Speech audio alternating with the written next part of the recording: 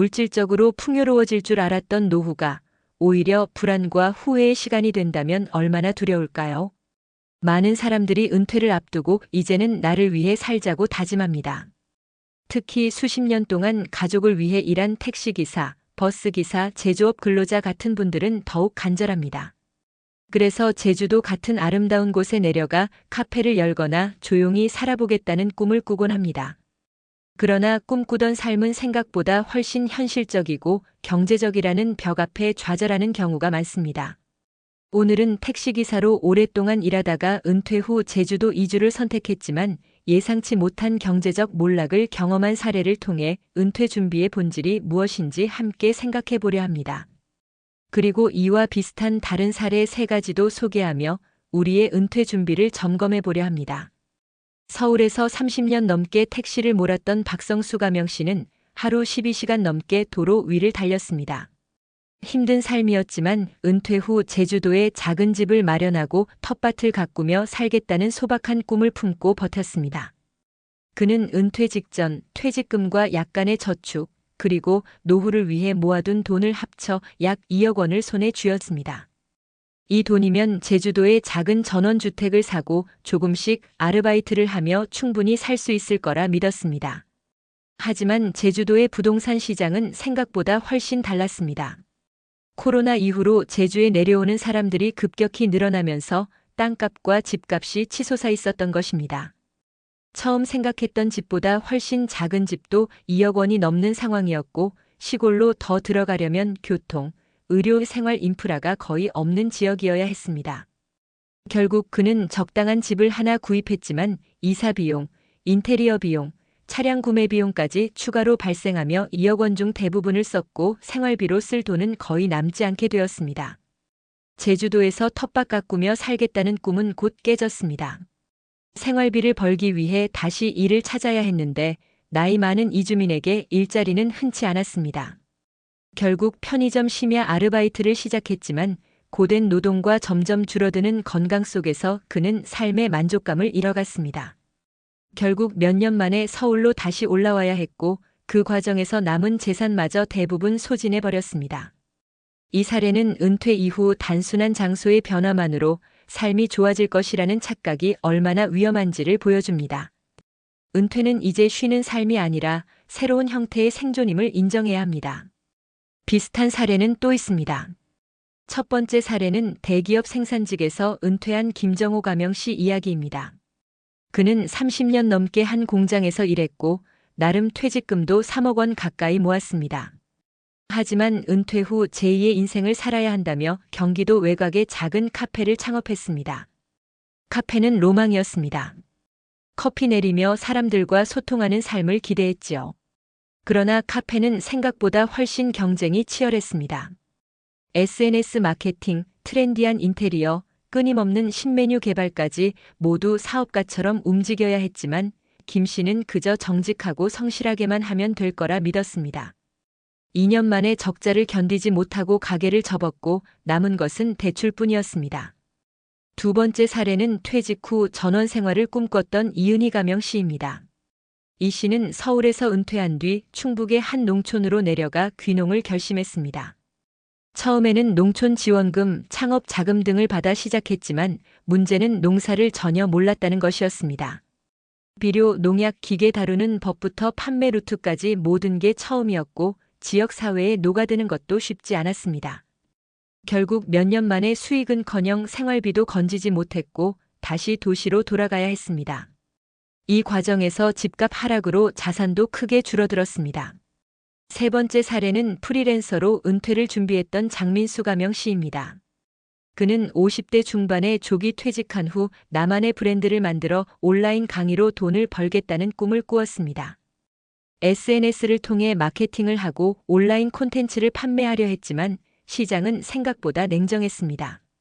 이미 온라인에는 뛰어난 강사들이 많았고 자신만의 강점이 없는 상황에서 고정 수입을 만들기란 쉽지 않았습니다.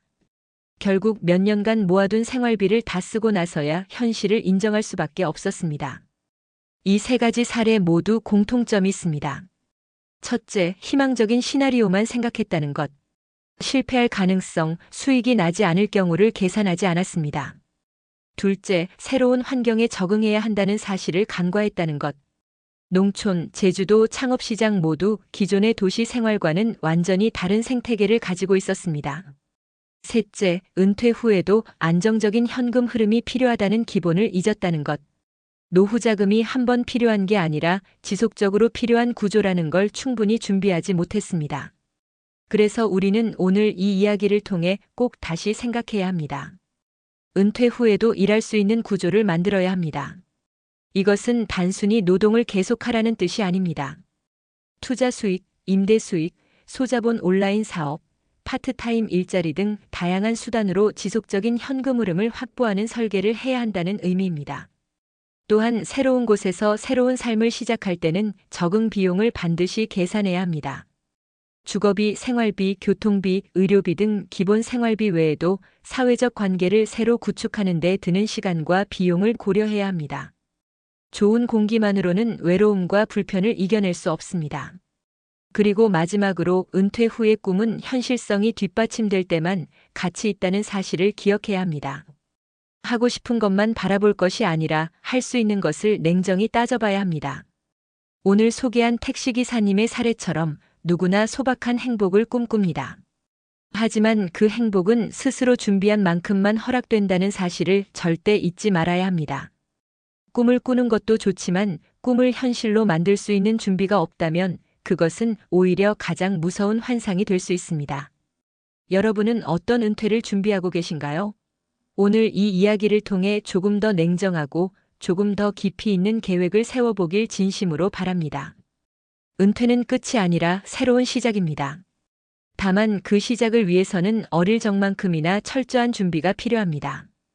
그 준비가 여러분의 노후를 정말 행복한 시간으로 만들어줄 것입니다.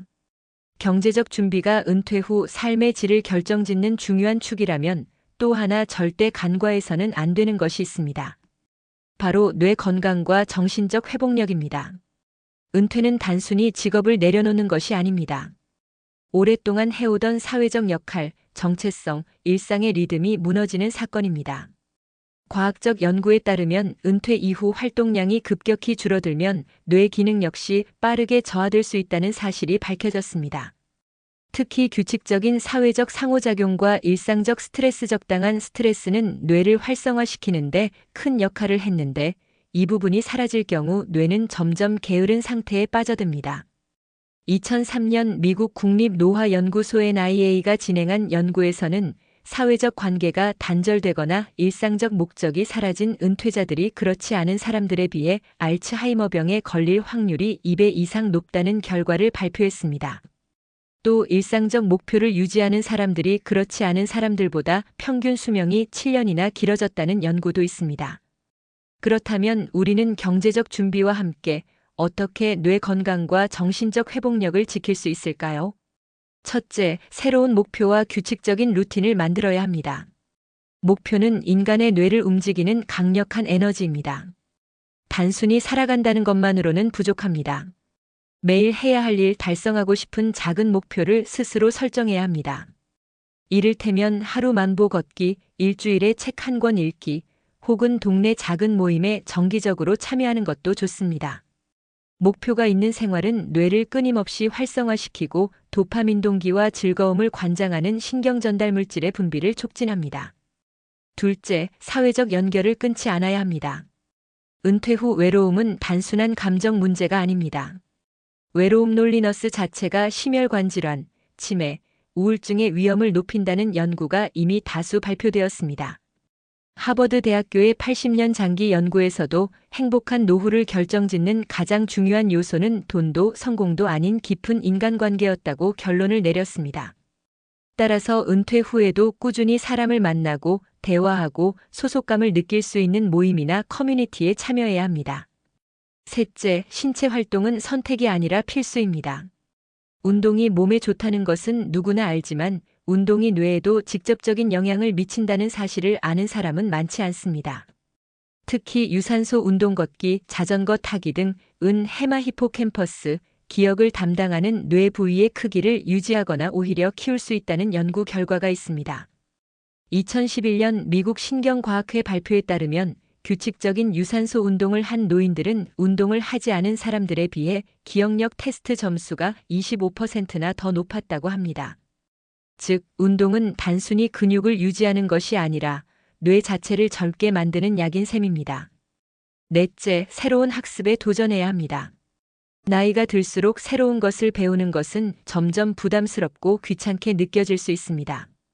그러나 새로운 학습은 뇌의 시냅스를 새롭게 연결하고 인지 저하를 늦추는 가장 효과적인 방법 중 하나입니다.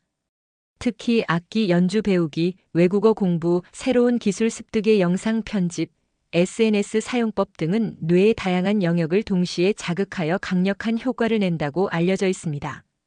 실제로 60대 이상 고령층을 대상으로 진행한 연구에서 새로운 기술을 배우게 한 그룹은 6개월 만에 인지 능력이 눈에 띄게 향상되었습니다.